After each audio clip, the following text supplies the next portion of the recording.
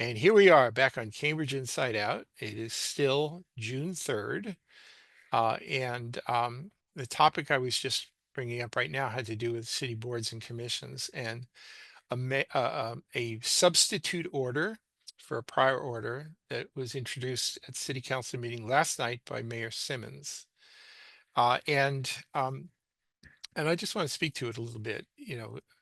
Now, many years ago, really, talk about the passage of time, like 30 years ago or 32 years ago. I think I wrote an essay basically suggesting that city boards and commissions, some of them are regulatory in nature and need to be standing committees that exist in perpetuity.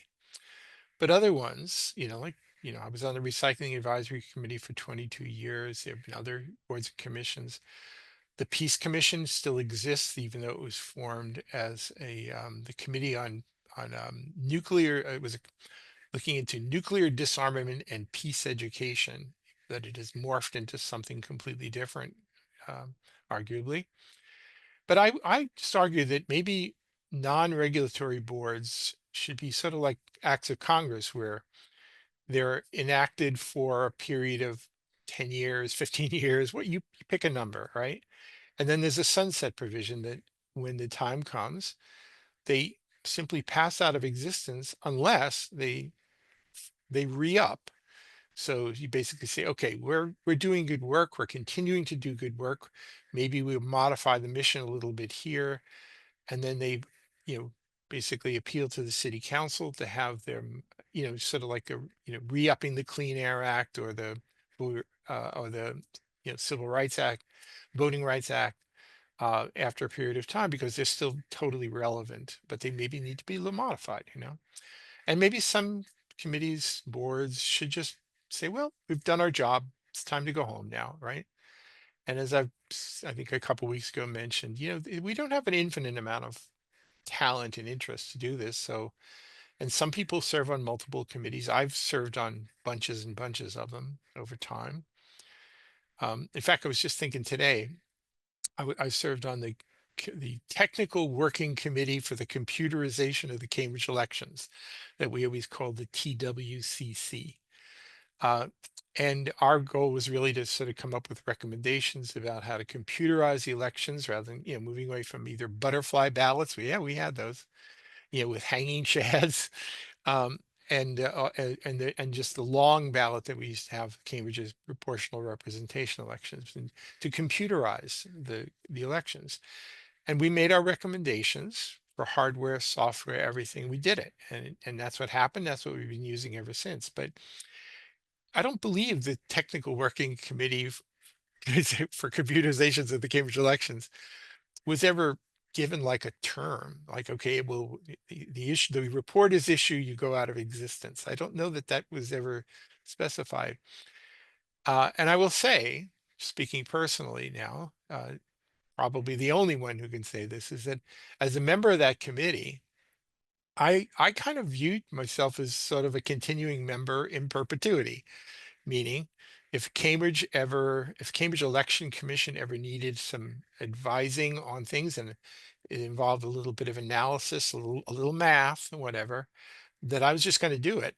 And I continue to do it and do ballot analysis and pretty much, I think of it as in many ways follow-up work to the computerization that we began. And I guess we first implemented in 1996 and for the PR elections in 1997. So I don't know. So does the TWCC still exist? I don't think so. But in a way, I think I am sort of still doing it in a way. But again, it didn't stop me from serving on other boards and commissions either. So like the Central Square Advisory Committee, though some people apparently don't like that. Um, anyway, so the substitute order from the mayor basically says, well, maybe it's time to sort of review all of these. Now, of course, Counselor Sabrina Wheeler, who really is very single-mindedly focused on targeting one commission for whatever purpose he's got in mind here, he objected very much to Mayor Simmons's proposal and then tried to kind of sandbag it by saying, well, don't you realize there's 51 committee boards and commissions, and do you realize what a burden this is going to be? Why can't we just focus on the one thing that I want, right? Um, but my estimation was that city councilors were largely supportive of the idea and that maybe there should be a review. Now, the matter was tabled because so there's still the original order is still there with their various whereases and resolves and all. And then there's the substitute order from the mayor. It was sort of referred in the same way. I think Councilor Nolan also wanted to do some minor change to the original one. So it'll be under, I think the mayor, Mr. Sabrina Wheeler, and maybe Mark McGovern is chair of the Government Operations Committee are going to sort of collaborate to try and come up with sort of a hybrid of all of these things here. But I think they, at least in principle, understood that maybe they don't like the fact that it might be time consuming, but that it was a good idea to at least to do this review. And I was glad to hear that there was at least some tacit support for that. One thing I would say to them, for anyone who may be listening, is that even if they were 51 of them, you don't have to look at all 51 of them right away. You can do it in groups of five, and spread it out this bit. Ultimately, I think maybe they ought to be put on a schedule. So every every 5 or 10 years, you're looking at the overlay district various advisory committees like Harvard Square Advisory Committee, Central Square Advisory Committee, and any other ones that happen to come into existence. Things have to do with functions within city departments. Like there's a recycling advisory committee, is basically advising a function of the recycling division within the Public Works Department. Do we need that anymore? Maybe we do. Actually, I was told, actually, I commented on this a couple of weeks ago, that the Recycling Advisory Committee, which is now actually debating whether to change their name to more like the Zero Waste Committee. So in other words, the larger view of sanitation, waste disposal, recycling, reuse, all of that. It's not all recycling. So why are we calling it the Recycling Advisory Committee when in fact the issue is actually a little bit bigger than that? And I thought, well, that's pretty healthy.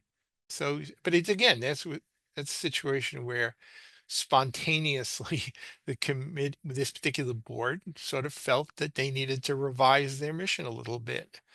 Not a bad idea. Really it isn't. Maybe the old Civic Unity Commission, I think that once existed really within the city, or the Civic Unity Committee, which is sort of an unofficial one.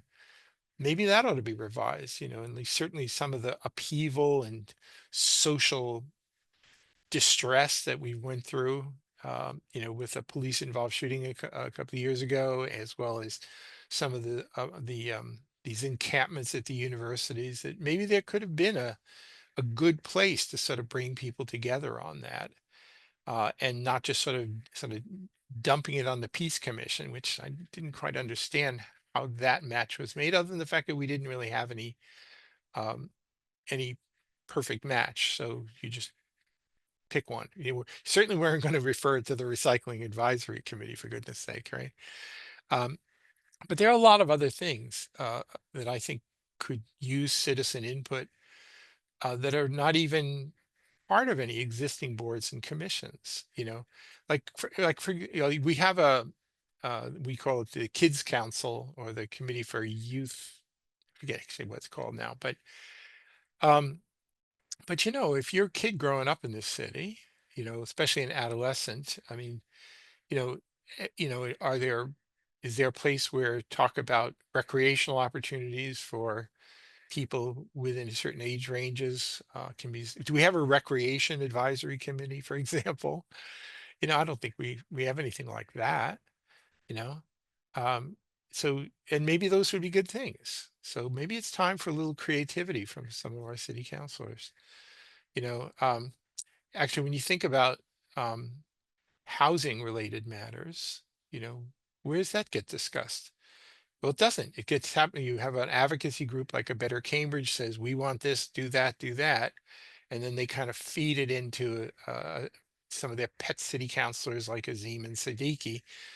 And then meanwhile, you have some other people on the other side of the window. They're getting their advice from political organizations. And, but there's no place where, people can come together and talk about a important thing like planning and housing and what have you. The planning board once upon a time arguably spent more time actually doing that. I would argue nowadays they tend to be more out of necessity, perhaps reactive in nature. People come in with a zoning petition, they have to respond to it. There's a special permit application, they have to respond to it. Many, many moons ago, the planning board would actually work on planning documents. I think the growth policy document was something done in collaboration with the planning board once upon a time. I hope I've got that right. But I've got shelves full of planning documents that were all done in conjunction with the planning department and the planning board years and years ago, when they weren't just focusing on adjudicating special permits and doing things like that. You know. So anyway, maybe it's not a bad idea for everybody, not just city councilors, just to sit down and say, okay, what's my ideal structure of various advisory groups comprised of maybe some city staff, but certainly primarily the citizenry, to just come together and come up with some good ideas and solutions rather than being thoroughly dependent on these well-funded political organizations to sort of cram things through because they can, which I think is probably the worst way to get any kind of reasonable outcomes. Anyway, have I said my piece on all of that? I don't know if I have, but something.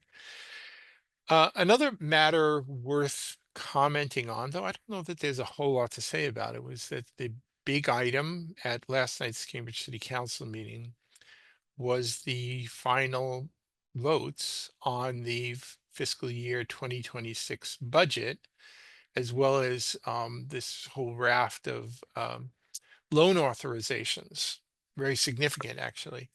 Now, usually what happens typically is when the budget book comes out, I've got my copy sitting here somewhere. um, the city council holds hearings. Some people gripe about, Zondervan was still around, he'd be griping about the police, I'm sure. Actually, I think was it no was it Nolan? Forget now. Sabrina, I didn't watch all the hearings, but Sabrina Wheeler, Siddiqui, whatever, they all raised issues about the police budget because they just always do, whether it's well informed or not, it doesn't matter because, again, they're, kind of speaking to their political masters, and so this is what you got to say. But all the budgets were forwarded to the full city council with a positive recommendation, but there were certain requests that grew out of some arguments. I think there was this thing about the transition wellness center that was not funded, thankfully. But there was a proposal to have some additional monies made available for municipal vouchers for, to prevent homelessness or to, currently unhoused people who are unhoused. And so the manager did come back as he promised with setting up a federal grant stabilization fund, because that's really going to be an even bigger issue as the year unfolds. Like, you can pass all the budgets you want, but then if halfway through the year federal money is just like getting yanked, then do you just make up the difference? It's kind of hard to do. Or what do? You have to be really creative and efficient to do it, but you do something. So they created a new municipal voucher with supportive services for people who are unhoused, a $5 million free cash appropriation to set up a grant stabilization fund, because of the vagaries of what's happening from Washington. And anyway, so there was an adjusted budget, and that was voted last night. Um, and as was the water fund budget and the public investment budget. There's three, but they're all sort of part of the FY 2026 budget. I found it interesting. There were two city councilors who decided to make speeches about how they were not going to support the current operating budget. Those counselors were Sumbul Siddiqui and Jivan Sabrina Wheeler. Now, again, pardon me for inferring things that maybe I have no business inferring, but Ms. Siddiqui has wanted to have her pet little Rise Up Cambridge program funded, which was like a $22 million out of the ARPA funds. And when those dried up, she somehow wants there to be a successor to that made part of this budget, even though we are facing greater fiscal constraints than we have in decades. So that wasn't going to happen. So I think she's not happy that she didn't get it. So she sort of, I would argue, maybe is a bit of a protest vote, said, I'm not going to vote for the operating budget. Sabrina Wheeler, similar, but I'm not even going to try and read in his mind, because I think he's of the sort of the DSA crowd that basically feels that um, there's no such thing as too much taxation, on those aristocrats, and off with their heads and all of that. And we ought to be funding social housing and handing out vouchers and bringing out rent control and everything here. So he also decided he was not going to vote. Now, of course, it's of no consequence. So passes on a 7-2 vote. It only needed 5 votes to pass. So so it's great. You can make your statement. Knock yourself out, right? So anyway, it passed. All the loan authorizations passed, and now we move on. So all these items that have been collecting in unfinished business for a while are now voted, done, move on, right? Which is sort of a good thing, clearing the deck as you wait, as you head toward the. I mean, June we have city council meetings until the end of June. Then there's the summer break. We don't come back till either the very end of July or early August for the midsummer meeting. And of course, city councils or incumbents and challengers will all want to be knocking doors and printing up hand cards and making buttons and putting up yard signs and doing phone banking and doing all the other stuff. Of course, the incumbents have the advantage that they have city funded aides that are going to help, at least some of them who do that, which I find deplorable, borderline illegal. Actually, not even borderline illegal. I don't think there should be taxpayer funded campaign workers. And some of the city council aides are precisely that. And it's not a good situation. And how it came to be that way, can't say. I always like to believe that under Plan E, we sort of, it was an anti-patronage kind of system, but we've been slowly eroding some of those structures with every passing year. So anyway, the budget's passed. It was pretty gigantic, a general fund budget of $928,578,370, water fund budget of $13,602,950, public investment budget of 41,204,770, for a total adopted budget of just shy of $1 billion, 992,181,320. Now, on top of that, as I mentioned, there's the loan authorizations, which is not an appropriation. Basically, it authorizes the city um, leaders to go to the bond markets and borrow money to fund big long-term projects. Not always long-term projects, but you basically amortize a big bill over many years. And we have our A bond rating, which means we get very favorable rates. So it's been largely a good strategy for dealing with things like building new schools and what have you. So in addition to the 992 million and change uh, operating budget or total budget, there's $109,936,000 in loan authorizations, not all of which will be um, raised or spent, but the city management is now authorized to do so. And generally they do it for the most part. I mean, they wouldn't ask for for the loan authorization unless they felt they needed it. So for the most part, they will do it. Um, One other item it's been kind of lingering for a while. I mean, I might argue it's been lingering for 10 years, but is this issue, but it has really accelerated since COVID years, uh, is um, is the issue of vacant storefronts. Now, there are some rather silly counselors who somehow thought you can just find those bastards out of existence. There was even once a proposal to um, fine them for every month of vacancy to the tune where over a course of 2 years they would have been fined the entire assessed value of the property. Thoroughly illegal. Uh, so anyway, but the ideas about doing something about the vacancies is sort of been around. Now I'm more of the carrot mindset rather than the stick. I think a lot of these property owners, you can just work with them and get better outcomes that way.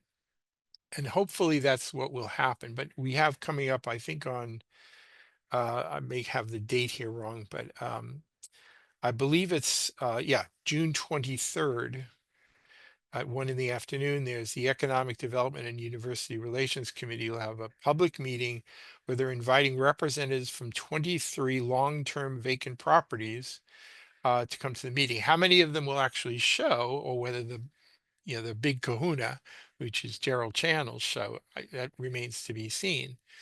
But I think it's the right thing to do, at least to try and get some of them in there, because in my opinion, you're going to get more uh, value out of having face-to-face meetings and requests and sharing of ideas with some of these property owners than you will by trying to just beat them up. Um, I mean, honestly, I feel the same way about housing development.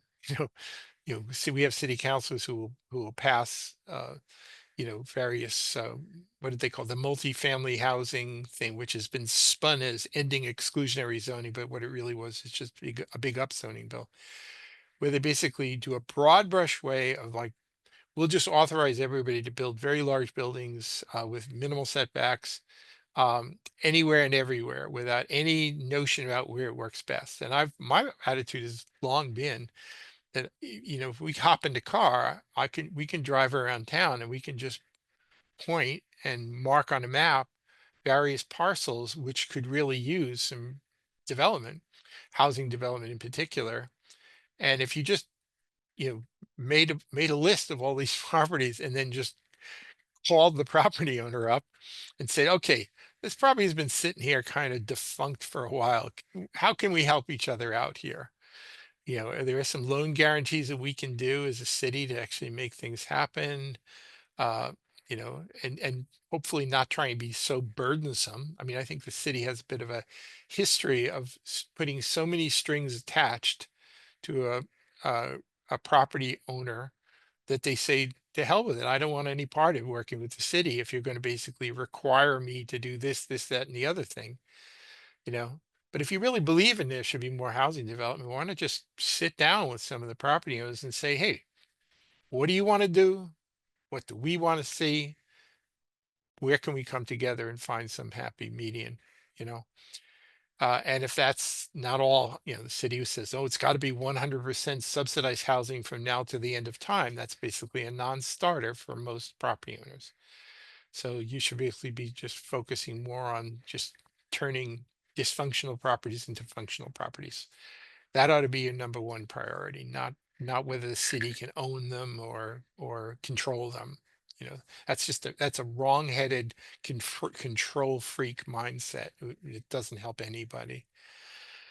Anyway, so that's coming up. If you have some interest in that, and if I knew Gerald Chan personally, I'd give him a call and say, hey, come on, Gerald, show up. You're a good man. You've got a lot of resources. If you redevelop some of your properties in good ways, you'll be treated as a hero. So come on, let's do it. Right. So anyway, so those are a few things. One thing I'll just mention briefly, only because I'm relatively ignorant about it. I would need to call up Heather Hoffman to get tutored on this. So when this city council passed this uh, multifamily housing rezoning big thing here, either inadvertently or in full knowledge, I think, actually broke something which is called the Dover Amendment, which basically gave the city some control over institutional um, development that they've had and now apparently is not, they don't have. And it's sort of coming to head because there was a, I think it was, I forget what it is, it's a Hillel or something at Harvard University is now was going to wanted to do some um, building on their site, but now they're basically say, hey, under this new zoning, we have, you can't limit us, and so they built something, they proposed something much more significant. So I think some of the city councilors are aware of this now. They had been reminded of this by city staff, but they wouldn't forge through anyway. I like this. My snarky comment was, is it's yet another example of the city council's current break it and then maybe we'll try and fix it later kind of approach to things. So anyway, we'll see. But I want to try and find out a little bit more about that. Um, uh, I think maybe the last thing I'm going to say here, just briefly, because I don't want to obsess about it too much. So I live on Broadway. I'm definitely among the group here who does not want to see these separated bike lanes installed on Broadway with the removal of 60% or more of the parking on Broadway. It's not all about parking, by the way. It has to do with curb access and a lot of other things. But some of the dirty pool that I've been witnessing here. So the particular group that I was associated with here, um, so there was a flyer made here, which basically invited people to a gathering down at at Elks Lodge here. So what did the Cambridge bike safety people do? They basically took the entire thing here, ripped the posters down and replaced it with one that says exactly the opposite message and trying and then telling everybody um, who wants to put in the separated lanes to come to that meeting. It just sort of flood the meeting. This is like this is like an act of war, honestly. But that's what they're doing, you know.